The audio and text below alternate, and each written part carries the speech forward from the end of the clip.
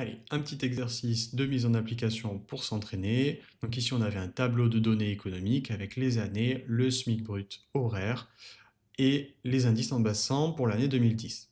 Les questions, c'était calculer le taux d'augmentation du SMIC entre 2010 et 2020. 2. Quel coefficient multiplicateur cela représente-t-il? Et 3. Que signifie l'indice 114,5 en 2020? Donc ici, on avait des questions qui étaient relativement similaires. Calculer le taux d'augmentation du SMIC entre 2010 et 2020. Là, on veut un taux d'augmentation, donc exprimé en pourcentage. Comment on transforme l'indice en bas 100 de 2010 à 2020 en pourcentage? Tout simplement, on enlève 100 à l'écart. Donc 100 moins 114,5, on obtenait 14,5. Donc le pourcentage, le taux d'augmentation, c'est 14,5%. 2. Quel coefficient multiplicateur cela représente-t-il? 14,5%, c'est une donnée exprimée en pourcentage. Pour la transformer en coefficient multiplicateur, on fait 1 plus la valeur sur 100. Donc ici, on avait un coefficient multiplicateur de 1,145, tout simplement. Donc si je multiplie 100 par 1,145, j'obtenais 114,5. Ok, on retrouvait la donnée finale. Que signifie l'indice 114,5 en 2020? 114,5, ça exprime en base 100 la valeur relativement à l'année 2010. C'est-à-dire que le SMIC horaire brut a augmenté de 14,5% par rapport à l'année de référence 2010. Deuxième exercice, deuxième document, graphique de répartition. Donc, extrait du document. En 2022, 62% des jeunes de 18 à 24 ans poursuivent des études supérieures. Ils étaient seulement 49% en 2005. Ok, donc ici on a deux données exprimées en pourcentage qui comparent des dates. Quelle est l'évolution en points de pourcentage? Ici, l'évolution des points de pourcentage, c'est de 49, on est passé à 62. Ok, donc correction, on faisait simplement 62 moins 49% et on obtenait 13 points de pourcentage. Deuxième question, quelle est l'évolution entre ces deux données en pourcentage? Là, on va les exprimer sur 100, donc on va faire valeur d'arrivée moins valeur de départ sur valeur de départ.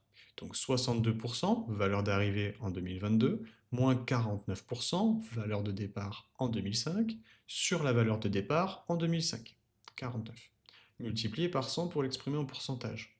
Et ici, on voyait qu'il y avait entre les deux données une augmentation de 26,5%. Troisième question, quel est le coefficient multiplicateur qui exprime cette évolution? Donc on va transformer 26,5% en coefficient multiplicateur. C'est assez facile. Qu'est-ce qu'on fait? On fait 62 sur 49 et ça nous donnait à peu près 1,27. Pourquoi 1,25? Parce que 27, parce que 26,5%, si on arrondit, ça nous donne plus ou moins 27%. Et 27% en coefficient multiplicateur, c'est 1,27. On est bon pour ça?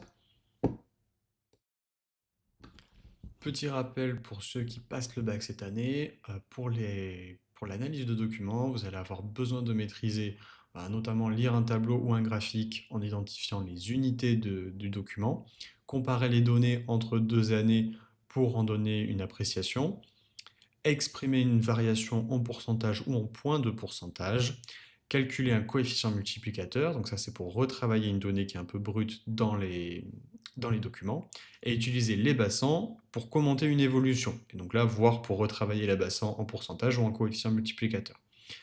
Ensuite, interpréter les évolutions dans un commentaire structuré. Donc là, pensez à retravailler votre méthodologie, à bien présenter les documents avant de passer à la réponse à la question, et bien conclure sur votre explication des données. N'hésitez pas à aller du coup continuer la vidéo sur le Patreon. Vous allez pouvoir retrouver les fiches mémo à télécharger avec les formules à réviser pour le bac et des petits exemples. Des fiches de révision un petit peu plus importantes avec des exemples concrets, des petites choses à retenir pour lire facilement les documents et aussi une batterie d'exercices pour vous entraîner avec les corrections. Donc tout ça, c'est disponible pour les membres VIP sur le Patreon. Donc je vous invite à aller faire un tour sur la plateforme et à prendre votre abonnement si ce n'est pas déjà fait pour le bac. Allez, merci beaucoup d'avoir suivi la vidéo, à bientôt!